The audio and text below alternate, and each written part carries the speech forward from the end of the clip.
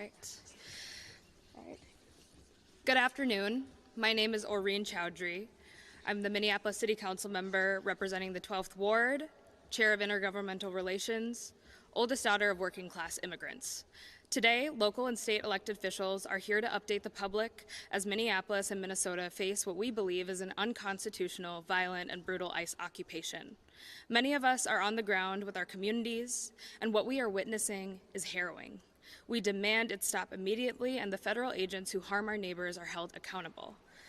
The murder of Renee Good and the ongoing violence we are seeing from ICE agents makes one thing very, very clear. This harm is coming from ICE, and it is making our communities less safe. It has gone so far that parents and educators are now preparing for ICE activity on school property, something that's already occurred from Roosevelt High School in my ward, where parents on the ground have reported that chemical irritants were used against them in the direction of teenage kids. We stand with our immigrant neighbors who have no choice but to leave their jobs and to stay safe and protect their families. We stand with the mothers organizing mutual aid, with constitutional observers bravely documenting these actions so that accountability is possible, with everyday people being called to do far more than they should ever have to be asked to do.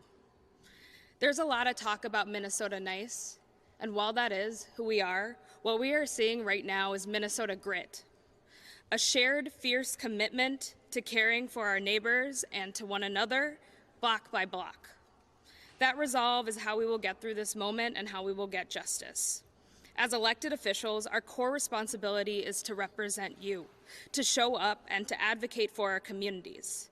Today, you'll hear from leaders across government who are doubling down on that commitment to you and working day in and day out with each other in service to the people and on the ground.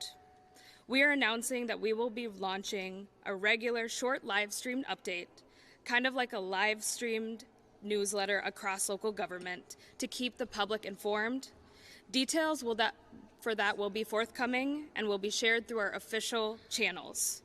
With that, I would like to introduce our first speaker, Councilmember Jason Chavez. Good morning. My name is Jason Chavez. I have the honor and privilege of representing Ward 9 on the Minneapolis City Council, and I'm the proud son of Mexican immigrants. I stand before all of you here today against the invasion of ICE, not only in Minneapolis, but in the country known as the United States of America. This morning, while I was out in my community, I witnessed get out their vehicles on East Lake Street and on Lake Street and all over South Minneapolis, simply questioning people based on the way that they looked. They were scoping out the Phillips neighborhoods next to our community centers on particular blocks, waiting for people to go to work so they can kidnap them. What we are seeing in the streets of Minneapolis and in this state should never be normalized. Masked agents hiding their faces, not identifying themselves, driving recklessly across Minneapolis and in the state, and holding massive guns to terrorize our communities. They go up to random people on bus stops and ask about their immigration status. They follow you because of the color of your skin, to the point where brown people and immigrants have to carry their freaking passports in their pockets. And they racially profile you. And I want to give a warning to our neighbors that they are also kidnapping people with visas. And I say that here out loud today because I want you to be safe and secure and make adequate plans to keep people safe, because they're not just coming for undocumented people, they are targeting people that are immigrants. I want to speak loudly on what our community is saying. The color of your skin is not a crime. Going to work is not a crime. Picking up your kids is not a crime. Being in this country as an immigrant is not a crime. Pumping gas is not a crime. And most importantly, this is our community's home. This is where our loved ones and community members have their whole lives. But I do want to tell you what is a crime. It is a crime to murder Renee Good and our neighbors. It is a crime to use excessive force. It is a crime to ignore due process. and it is a crime to illegally break into people's homes. We should be concerned about what is happening on the streets of Minneapolis and in this state, where they are forcing our immigrant neighbors back into the shadows, and they are forcing people to carry passports even though they are citizens, because these ICE agents do not respect the law. And I just want to talk about one instance of what just happened, and then I'll pass it on to the next speaker. On January 12th, ICE rammed into a U.S. citizen Latino on the area of 34th and Park. They rammed into him. And then what did they do after they ran into him? They asked him about his immigration status. He is a U.S. citizen. So they ram into your car and then question your citizenship status. That is the country that we are living in Minneapolis. So what are we going to do from here? We're asking our neighbors to rise up and to support their immigrant neighbors. Provide your neighbors with rides to work and back. Support your immigrant-owned businesses. We need people posted up in these locations with your whistles to make sure that you alert your neighbors when immigration enforcement is happening. Make sure that you are fundraising with mutual aid so you can provide your neighbors with rent assistance. Because if we actually are going to stop immigration enforcement from occurring in our neighborhoods, one of the things that we need to do as government, as community, is make sure that people have money for rent and food. That is why people are going to work. If we can't address that issue, people are going to continue to go to work. So that is on us as elected officials here to address that rent issue that is happening along with food, but we're also asking neighbors to step up and help us out in this situation and continue to patrol your neighborhoods, please. Next, we'll have Representative Mike Howard. Good morning. My name is Michael Howard, and I'm a state representative representing the communities of Richfield and South Minneapolis in the Minnesota House. We're here today because our communities in the metro, suburbs, and throughout the state are under siege from a federal government that is increasingly brutalizing our citizens and immigrants alike, racially profiling Minnesotans indiscriminately, and violently detaining citizens who are exercising their freedom of speech. In each of these encounters, it is ICE and federal agents that are the aggressors, escalating towards violence in direct opposition to the training that law enforcement officers undergo.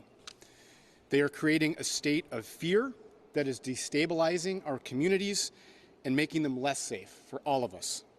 And since the murder of Renee Good, these behaviors and unlawful actions have escalated. In the community I represent in Richfield, in the last few days, Border Patrol agents racially profiled and violently arrested and detained 2 U.S. citizens who were working at Target. And this is the tip of the iceberg.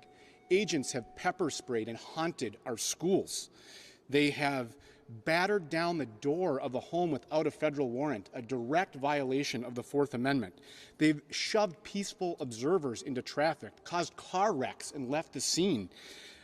And all of these actions, I mean, this is just a fraction of what we're seeing. It's happening minute by minute, community by community, all across our state, and it needs to end.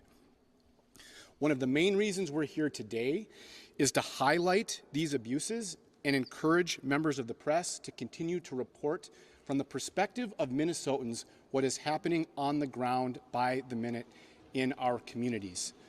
Do not believe the propaganda from our federal government. Believe your own eyes in the videos we are seeing minute by minute all across our state. We plan to gather and continue to provide these examples with regularity, both for the public and for the press, because it is vital that we bring sunlight to the darkness that our federal government is trying to impose on our state. In addition, we want to tell Minnesotans that have faced this unlawful aggression that you have rights.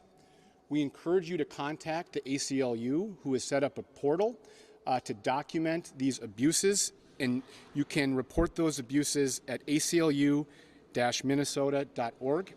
And you're surrounded by legislators, and there are legislators throughout the state that stand ready to support and advocate for you and your rights. Lastly, a message to Minnesotans. We are so proud of you and the way you are rising up and standing up for your neighbors and communities to meet this unthinkable moment. You might think that in the wake of Renee Good's murder and this escalation of violence, that you would see people tap out and say, this is too scary, this is too hard for me to support my neighbors. We have seen the opposite. More neighbors than ever before have raised their hand to say, I want to help. I want to be a part of the solution, large and small, to support my neighbors and communities. For every agent that Donald Trump sends to our state, there are Minnesotans tenfold saying, get out, and I'm here to support my communities. And so what that tells me is that Donald Trump and his attempt to divide and conquer our state, it is failing spectacularly. Because Minnesotans are strong, they're united like I've never seen them before. Tens of thousands of Minnesotans building muscles they didn't know they had to support their neighbors. And next, I want to introduce one of those strong Minnesotans who experienced this unlawful violence from immigration officials, Patty O'Keefe. Thank you. Hi, everybody. My name is Patty O'Keefe. On Sunday, this past Sunday, January 11th, myself and my good friend Brandon Seguenza were violently arrested and detained by ICE. During that encounter, we had an ICE agent spray pepper spray into our windshield vent. They then broke our windows, dragged us out of our vehicles, handcuffed us, and put us in separate cars. On the way over to the Whipple Detention Center, I was taunted, mocked.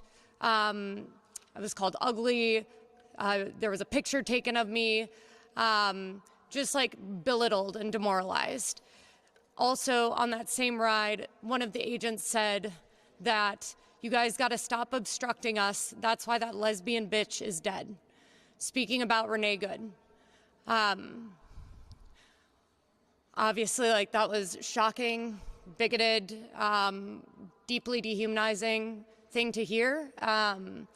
And I think it's important, though, that people know that this is what agents are saying. When we got to the detention center, we saw probably about 100 people in holding cells. Some of them were really large holding cells. Some of them were smaller holding cells. Mostly Hispanic, but also many East African people. We heard screaming, crying, just visceral agony from many of the people who were there. You know, someone saying, let me go, let me go, let me go, please let me go, begging. We heard a child crying, and so that kind of juxtaposed with the lighthearted conversations, the joking around, the small talk of all of the federal agents that were also in that facility and making this operation happen was another kind of deeply disturbing experience for me.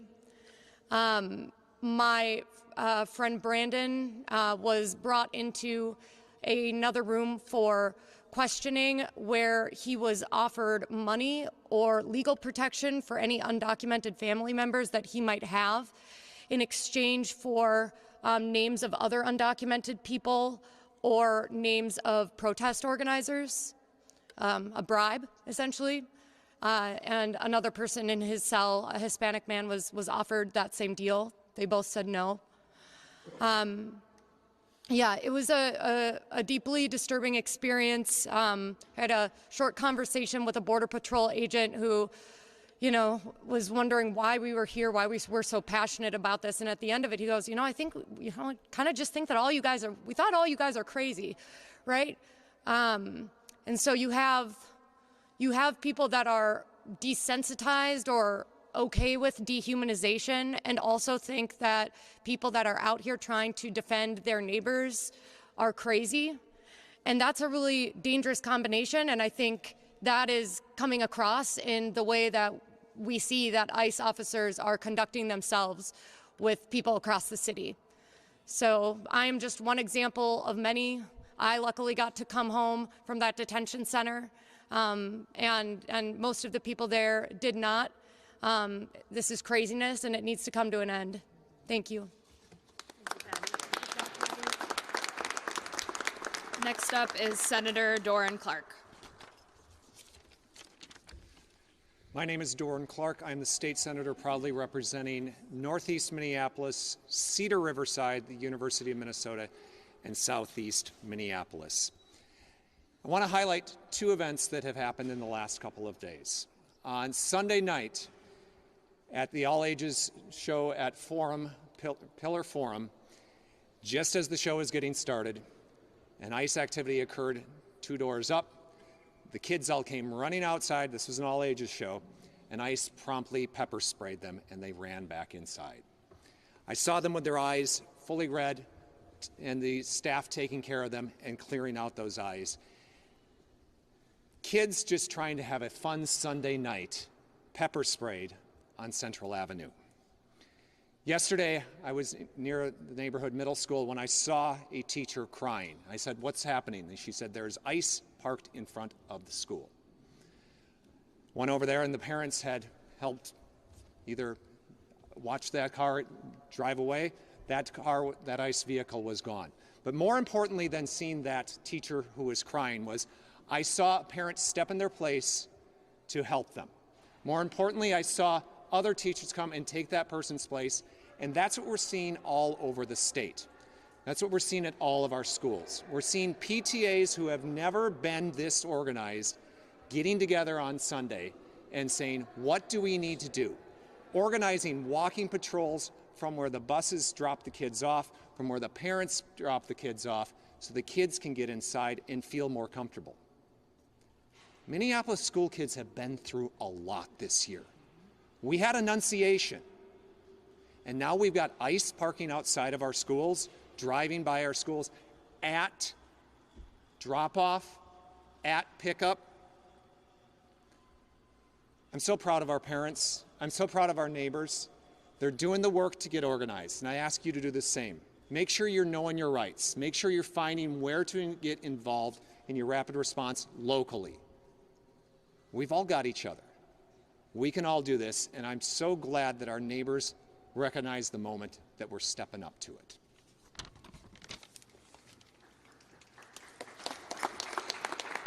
Next up is Hennepin County Commissioner Angela Conley. Good morning or afternoon. My name is Angela Conley, Hennepin County Commissioner, Conley. I represent the south side of Minneapolis, southeast Minneapolis, Fort Snelling, and the University of Minnesota. And I'm showing up in this space extraordinarily upset, extraordinarily pissed off at what has been going on in my neighborhood. 6 blocks away from me, Renee Good was murdered. 5 blocks away from me, there was another murder 5 years ago that our community has not healed from, George Floyd. On 34th and Park yesterday, as you heard, our neighbors, our United States citizens' neighbors, are being harassed, detained, and racially profiled, and it's disgusting. And I think if you're not upset, you're not paying attention.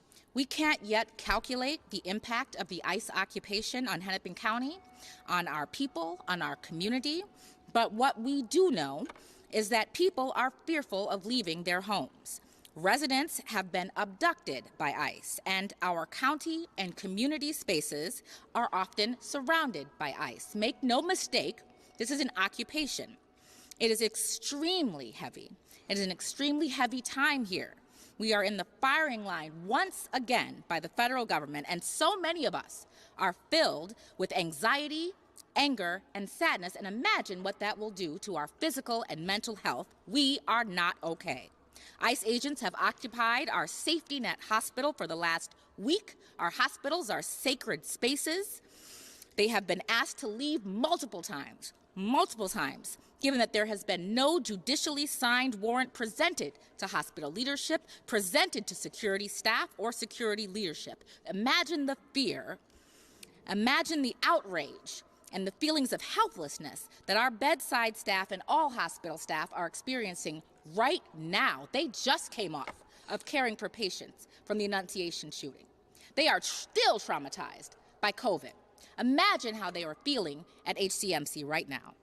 And in what I believe is a retaliatory move, but allowable under federal regulations, DHS has requested from hospital leadership I-9s of all employees. When an I-9, which is a federal document, is requested, from hospital leadership, and the federal government already has the information anyway because employers are mandated to provide that information to the federal government. As we've seen at Harvard University, they were subpoenaed to produce I-9s, and they had no other choice but to comply. Hennepin County Medical Center has been offered an extension to provide this information. We are looking at all of our options. Hospital leadership will be in the process of communicating to hospital staff today. Despite their own fears and personal impacts, county staff and partners continue to show up to meet residents' needs, processing applications for public assistance, providing care at our clinics, continuing community outreach, connecting residents to essential services, and caring for sick patients, and many more things. At our county board meeting yesterday, my colleagues and I unanimously passed a resolution reaffirming our strong support for staff and community who are witnessing and experiencing traumatic events every single day, and voicing our continued commitment to providing essential services, connection, and care for all people at this extraordinarily challenging time. In the coming days, leaders and staff across Hennepin County will launch something called Operation Reconnect, and that is to build in real time community's collective response, including mental health response and emergency first aid to what is happening to our families, neighbors, and communities, and that will be happening all across the county. To our Hennepin County communities, we see you, we grieve with you, and we are actively working to support you. As part of Operation Reconnect, we will adapt to the ways that the community is changing and work to provide safe, effective, welcoming care for our patients and services to our residents, and support to our staff who are impacted. We are meeting with care. We are meeting xenophobia with a commitment to eliminate it. We are meeting fear with courage. We are meeting division with unity. And we are meeting separation with community. This is a whole of government response that recognizes not only what we face right now, but what our overwhelming commitment to our residents is. Our county website will include all of this information and a response page, a go-to page, listing supportive services that are available and recommended resources. If you cannot come to us, we will come to you. Part of the emergency response or essential response from Hennepin County will be continued essential services, SNAP, WIC, economic supports, housing supports. We are still in the business of preventing homelessness. Family home visiting. We recognize that people are not making it to their maternal health appointments. They're not making it to their OB appointments. We will provide family home visiting so that nobody goes without care. Mental health supports. Hennepin County has a crisis team that is mobilized and ready to occupy spaces with community. We were just at Modern Times last night with residents to provide healing needs. Emergency needs are in full effect. That includes services from our Office of Multicultural Services that provides help and support for immigrants and people with limited English proficiency. Adult Representation Services has been fully activated. That gives legal help and for people experiencing poverty or anyone who needs help with immigration-related services. Finally, I will conclude by saying that we have redesigned our services to meet this emergent need. As you heard earlier, we will be providing briefings as a multi-jurisdictional unit committed to supporting our residents. We have redesigned to serve residents, and that is the #1 thing that Hennepin County is committed to under this egregious and violent occupation by the federal government, knowing that it might not be safe to get help in times like this. We will be deepening our partnerships with neighborhood organizations and associations and trusted community partners to provide access. We are redesigning delivery to meet the needs of this moment right now. If ICE is stopping residents from coming to us, again, I cannot stress this enough, we will come to you. Our job is to help you, the residents of this city, the residents of this county and state, be resilient, and that's exactly what we're going to do. Thank you. Next up is Council President Elliott Payne. My name's Elliott Payne. I use he, him pronouns. I'm the president of Minneapolis City Council. This Monday, I started my morning helping transport kids to school so that they could arrive safely. And by Monday evening, I was assaulted by ICE myself. I was on Central Avenue observing the community, standing with my community, when I saw ICE go and harass an individual waiting for the bus to go home from work. I stood there and I just kept my distance and was legally observing their operations when an ICE agent pushed me from behind. He pushed me from behind because I was watching the other ICE agent with my eyes as he was pointing his taser at every single individual that was there to help watch this resident for their safety.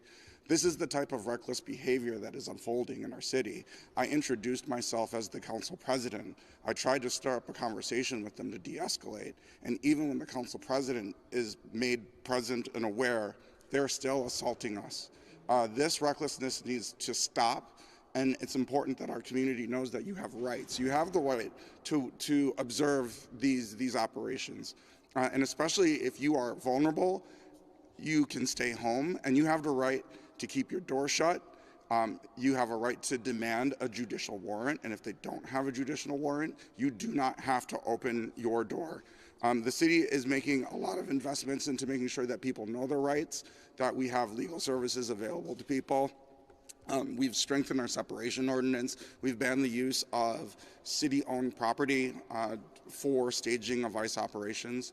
Our partners at the Park Board have also banned the use of their property. And if you witness this on park property, make sure to send an email to immigrationmprb.legal@minneapolisparks.org so that we can stay on top of this. And this is not just a whole government approach to this. This is a whole community approach to this. So stay engaged, stay out there, keeping watch of your neighborhood, stay providing mutual aid to your neighbors, getting groceries, helping get kids to school, helping families get to work.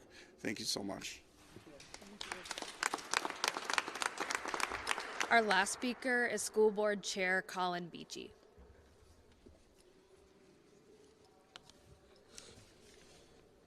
Good afternoon.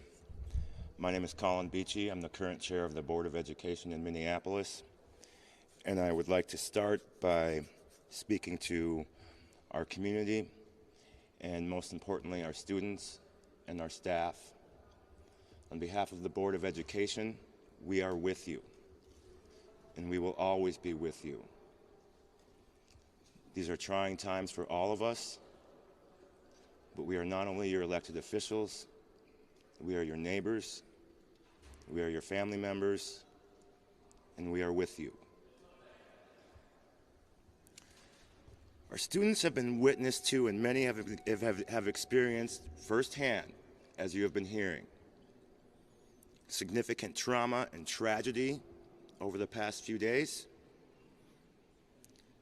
I personally, I am sad and I am angry about what our community is going through.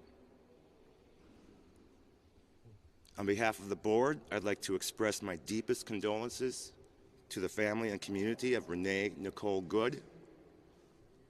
We are so sorry for your unimaginable loss, and we mourn with you and we share your anger.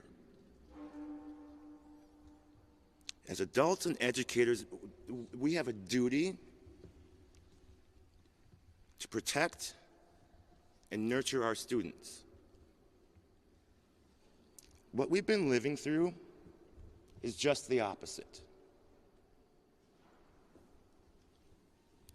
These moments remind us how important, though, it is to stand together, as we are doing here today, and that we will continue to do tomorrow, the next day, however long it takes. At Minneapolis Public Schools, we believe that everyone belongs, and we are committed to doing everything we can to keep our students, our staff, and our families safe. To the elected officials behind me, I'm so proud of all of you for standing up for our children and putting them first. I thank you for everything that you are doing. I thank you for your coordination with us, and I look forward to our continued partnership as this all continues. We will get through this. Let's continue to lead with compassion and unity as we work to support our community. I want to thank you all again for being here and for the dedication and work that you are doing. I do have something else I need to address. Minneapolis Public Schools has been focused on providing direct support to our students, our staff, and our families. We acknowledge the fear, anxiety, and uncertainty that many in our community have expressed. Schools and school districts exist within communities, and what happens in the community impacts our learning environments. As of Monday, our high schoolers were sent back to school. Many of them had were able to opt into an online option. That option was available to our elementary schools yesterday. To our parents, any questions you have, we have 75 schools. It's going to look different at every school. So I require everyone to just go ahead, talk to your local school leaders. On behalf of the board, Minneapolis Public Schools also supports the federal lawsuit filed on behalf of the state of Minnesota alongside the cities of Minneapolis and St. Paul against the Department of Homeland Security and related agencies and officials, asking the court to end the surge of DHS agents into the state and to leave our kids alone. That's right. Leave our kids alone. On behalf of our community at MPS, we'd like to thank our government partners for taking this next step. I thank you all, and we are with you. Thank you. With that, we can take a few questions. Reaction to the federal judge not granting that temporary restraining order today and the added concern with ICE activity between now and when that decision could be made? Thank you. Today, the judge asked for an additional briefing by both parties next week, and that will be followed by a hearing. A decision has not been made yet on our request for a temporary restraining order, and so we would like those steps to proceed. We are hopeful. We hope that this lawsuit grants that temporary restraining order. As many elected officials indicated, there is a great need and there's a great violation of people's constitutional rights happening in our city streets and throughout the state of Minnesota. Thank you. Anyone else? This might be, right over there. How are you getting information? How are you getting information to share with the public, and how are you vetting that to make sure that it's accurate? Starting today with today's press briefing, the point of this press briefing is to make sure that all the units of government within the state of Minnesota are coordinated and vetting information to get out to the public, because we think that this information is really important to the public. Take a crack at that. This might be free. Sorry. Go ahead. Mike Howard, just want to take a crack at that question too. We'll be providing, what I would say is that a lot of it is just video recorded by Minnesotans. And we'll be working to provide that on a regular basis. What I can say is so much is occurring minute by minute, hour by hour, that there's a chaotic nature to that. We'll be providing as much as we can, but we would ask the press to do the same. Be out in communities, in the streets, follow up on this information, because, what happened at our Richfield Target turned into a national news story. There are national news stories essentially happening by the minute. Things that are not normal, things that have not happened in hundreds of years in this country.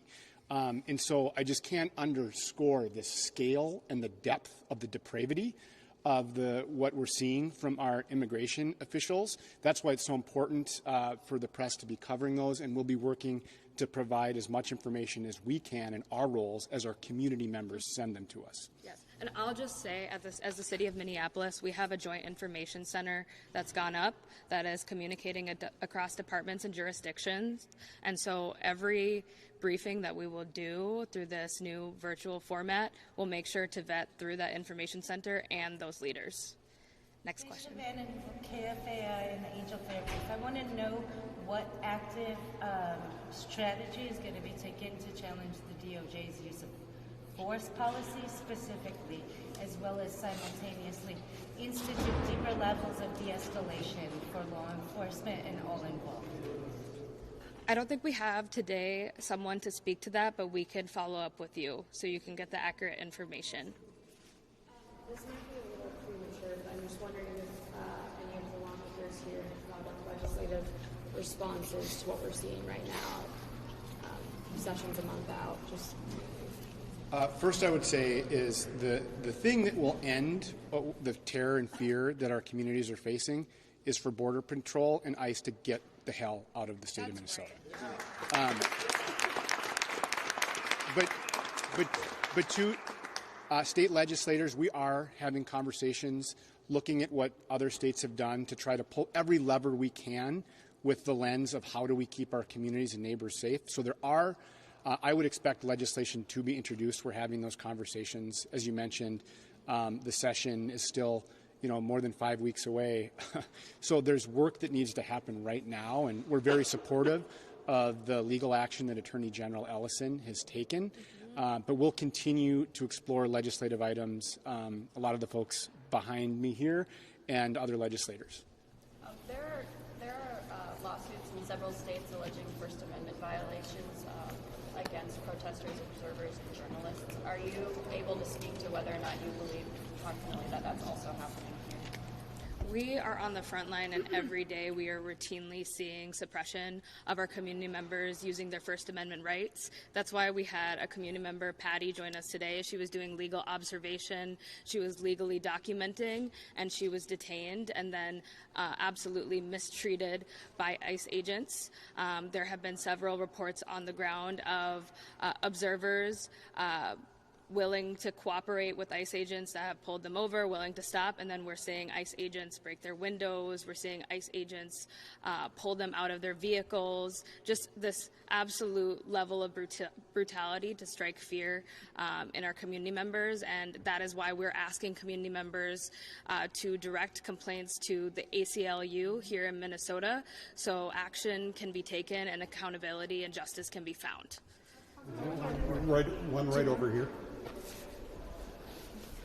Go ahead. Oh, thank you. Hi. Are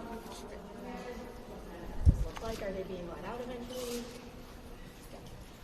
Some have gone out, some have not been gone out. They've been kidnapped and sent back to a country they haven't been to for years. So there are definitely folks with work permits, visas that have been kidnapped by ICE and have been sent back to countries that they have not been into, which is super concerning behavior because it's not only targeting our undocumented immigrants, but it's also targeting folks with different statuses in this country. And we have seen this across Minneapolis and in the state. I just wanted to add one thing on this note. Today, the New York Times reported that over 100 refugees from Minnesota with legal status have been sent to Texas. And this is something that we saw President Trump get up and say that these are steps along the way to his ultimate plan, which is to strip legal status from people who have gone through our process. I mean, in a lot of cases, refugees and asylum seekers will be killed if they are sent back to their countries. And so we just have to understand the timeline that we're on, but that is happening today in Minneapolis. Sorry, my name's Aisha Gomez, representative for District 62A in South Minneapolis. And we'll also add that we see a lot of our Native American, Indigenous community members being stopped, unlawfully, racially profiled. I will go to you next. Manvi Singh from The Guardian. I was wondering what advice you have for residents who've experienced like property damage, cars rammed into, as you mentioned, or doors rammed into, even if they haven't been detained, now they're left with all this damage to pay for. Yeah, that's a great question. You want to go for it? Our recommendation would be for any of those Minnesotans to contact the ACLU of Minnesota. For reference, the ACLU of Minnesota has already filed a lawsuit against ICE for their practice of targeting peaceful observers. So one lawsuit was filed in December on behalf of several Minnesotans. And, since that lawsuit's been filed, countless other examples are present. And so I'll mention the website again, which is aclu-mn.org. There's an easy-to-use online form for Minnesotans to fill out. We would recommend that if you've experienced any damage or violence incurred by federal agents, that you fill out that form. We'll do one more question from somebody who has. I wonder if you could, Patty, adds to that. Sorry, just quickly, I've been told that folks should keep their receipts if they're going and making fixes to their cars, to keep the receipts in case they do enter into some sort of lawsuit and then can recoup those charges. And there also has been discussion around whether, the breaking of the windows is also just another strategy to get more cars of legal observers off of the streets. So just wanted to add that. There is one thing I'll just add. So we have been seeing a lot of abductions happening while people are driving their cars, people being pulled out of their cars, and then the car is just left in the street, sometimes in the middle of the street. There was a case where it was left running in the city of Minneapolis. If you're a family member that is going to grab a car of a loved one, you can tell the tow that it was due to immigration enforcement, and there will be no fee applied to that. We have one more question. Yes, go. Speak to ICE obscuring their faces and how that impacts the ability to get accountability in cases of brutality. Thank you for the question. That is one of the things that legislators are looking at in terms of legislation. It is not a safe practice for law enforcement officers to cover their face, as ICE officers are doing.